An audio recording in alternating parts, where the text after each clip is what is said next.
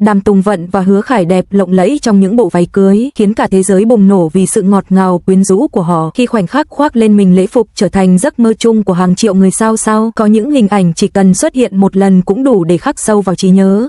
Không phải vì chúng phô trương, mà vì chúng đánh trúng một cảm xúc rất nguyên bản trong lòng người xem. Và khoảnh khắc Đàm Tùng Vận và Hứa Khải xuất hiện trong những bộ váy cưới lộng lẫy được lan truyền trên mạng đã trở thành một hiện tượng như thế, không chỉ khiến toàn mạng bùng nổ mà còn làm người ta dừng lại rất lâu để nhìn, để cảm nhận và để mơ. Những khung hình đầu tiên xuất hiện rất nhẹ nhàng, không lời giới thiệu dài dòng, không tiêu đề giật gân, chỉ là hình ảnh của hai người đứng cạnh nhau khoác lên mình lễ phục cưới, thứ trang phục vốn mang ý nghĩa thiêng liêng nhất trong đời mỗi người. Đàm Tùng Vận trong váy cưới không quá cầu kỳ, nhưng từng đường nét đều tinh tế. Chiếc váy ôm nhẹ lấy dáng người, phần ren mềm mại rơi xuống như ánh sáng. Cô không cười rạng rỡ, chỉ mỉm cười rất khẽ, ánh mắt bình yên đến lạ. Hứa Khải đứng bên cạnh, vest cưới vừa vặn, sắc màu trầm, đường cắt gọn gàng.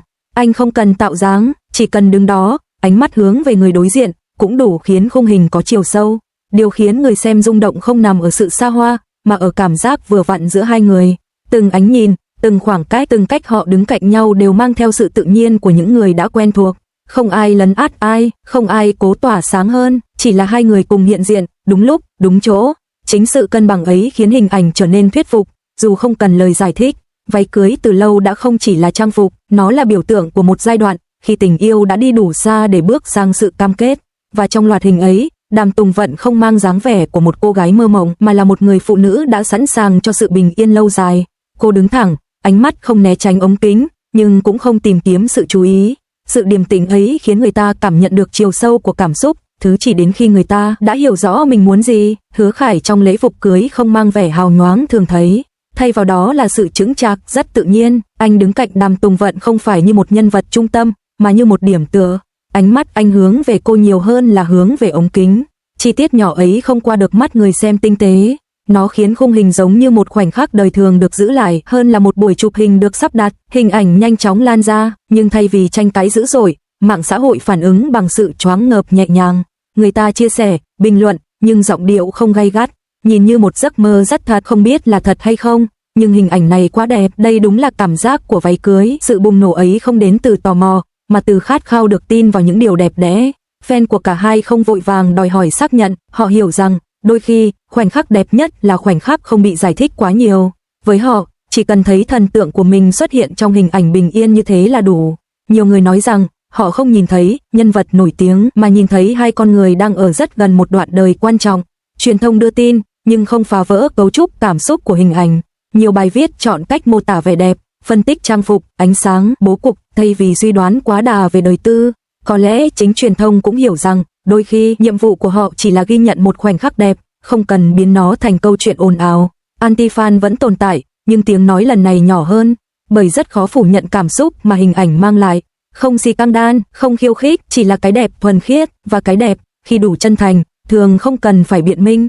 Dù bên ngoài xôn xao, với Đàm Tùng Vận và Hứa Khải, đó có thể chỉ là một lần khoác lên mình lễ phục, đứng cạnh nhau trong ánh sáng dịu, nhưng chính sự giản dị ấy lại khiến hình ảnh trở nên lâu bền, bởi khoảnh khắc ấy không được tạo ra để chứng minh điều gì, mà để lưu giữ cảm giác.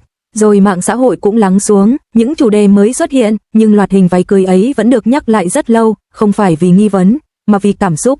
Có những hình ảnh không cần xác nhận đúng sai, chúng tồn tại như một giấc mơ đẹp để người ta tin rằng giữa thế giới đầy biến động vẫn có những khoảnh khắc đủ yên để hai người đứng cạnh nhau, khoác lên mình lễ phục của sự cam kết và nhìn về tương lai bằng ánh mắt rất dịu dàng. Và có lẽ, chính điều đó mới là lý do khiến toàn mạng bùng nổ, không phải vì tò mò mà vì ai cũng mong, dù chỉ một lần, được chạm vào cảm giác đẹp như thế. Khi chiếc váy cưới được khoác lên người, Đàm Tùng Vận không thấy mình hồi hộp như tưởng tượng.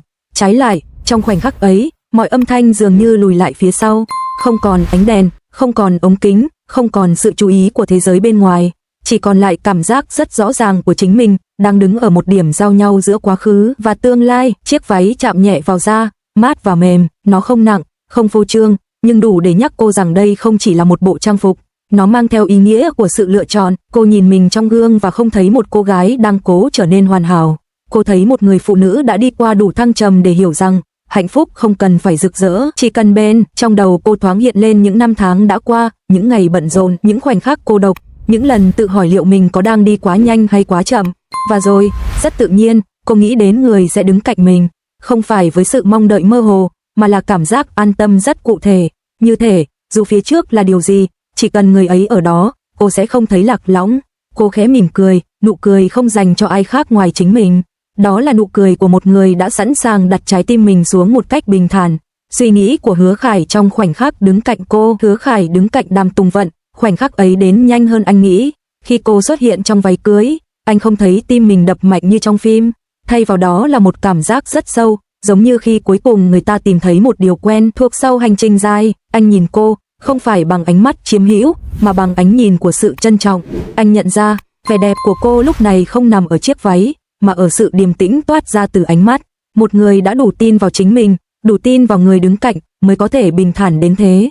Trong đầu anh không xuất hiện những lời hứa lớn lao, anh không nghĩ về những điều phải nói ra, anh chỉ nghĩ đến việc ở lại trong những ngày không có ánh đèn, ở lại khi cảm xúc không còn mãnh liệt, ở lại khi cuộc sống trở nên rất đời thường. Anh hiểu rằng, đứng cạnh một người như vậy không phải là vai trò của một người hùng, mà là của một người đồng hành, không cần dẫn dắt, không cần che chở quá mức, chỉ cần vững vàng.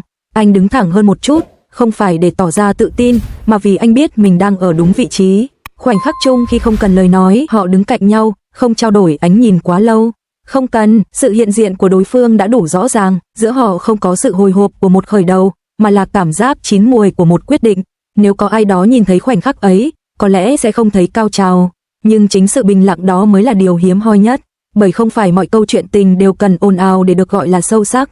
Có những khoảnh khắc chỉ cần hai người hiểu rằng chúng ta đã đi đủ xa để đứng cạnh nhau như thế này, và khi ánh đèn bật sáng trở lại, khi thế giới ngoài kia tiếp tục xôn xao, họ vẫn đứng đó, rất gần, rất yên, như thể mọi ồn ào chỉ là lớp sóng bên ngoài, còn bên trong, mọi thứ đã tìm được chỗ nghỉ ngơi của mình. Sau tất cả những khoảnh khắc được ghi nhớ, những hình ảnh được lan truyền, những lời thì thầm và ánh nhìn từng khiến thế giới bên ngoài xôn xao, cuộc sống của họ rốt cuộc vẫn quay về quỹ đạo rất quen thuộc, đời thường, không có ranh giới rõ ràng giữa trước và sau hôn nhân. Mọi thứ không thay đổi đột ngột, chỉ là từ một ngày nào đó, trong căn phòng có thêm tiếng bước chân của hai người cùng lúc trở về, từ một buổi sáng nào đó, cà phê được pha cho hai người thay vì một, và từ rất nhiều buổi tối sau đó, im lặng không còn là khoảng trống, mà là sự hiện diện. Đàm Tùng Vận dần nhận ra rằng, tình yêu sau khi đi qua đủ xa sẽ không còn ồn ào. Nó không xuất hiện trong những lời nói lớn, mà nằm ở những chi tiết nhỏ đến mức đôi khi chính cô cũng quên mất mình đang được yêu thương. Là việc có người nhớ cô không ăn cay vào buổi tối, là việc chiếc áo khoác luôn được đặt sẵn ở nơi dễ thấy nhất, là những tin nhắn không cần trả lời ngay, nhưng luôn ở đó. Cô không còn cảm giác phải giữ hình ảnh. Ở nhà, cô có thể buộc tóc cao, mặc áo rộng, ngồi yên hàng giờ không nói gì, và người ở cạnh không hỏi, không thúc, không cần giải thích, chỉ cần ở đó, như một điều hiển nhiên. Hứa Khải cũng thay đổi theo cách rất lặng lẽ, anh không nghĩ nhiều về việc phải trở thành một người chồng đúng nghĩa, anh chỉ làm những điều mình thấy cần làm, về nhà đúng giờ hơn, học cách lắng nghe lâu hơn, và chấp nhận rằng có những ngày, yêu thương chỉ đơn giản là không làm phiền nhau. Anh nhận ra rằng, yêu lâu dài không phải là luôn biết nói điều gì cho hay, mà là biết khi nào nên im lặng, biết lúc nào nên ở gần, lúc nào nên lùi lại một bước để người kia được thở. Và trong những khoảnh khắc rất nhỏ ấy, anh thấy mình trưởng thành hơn bất kỳ lời hứa nào từng nói ra.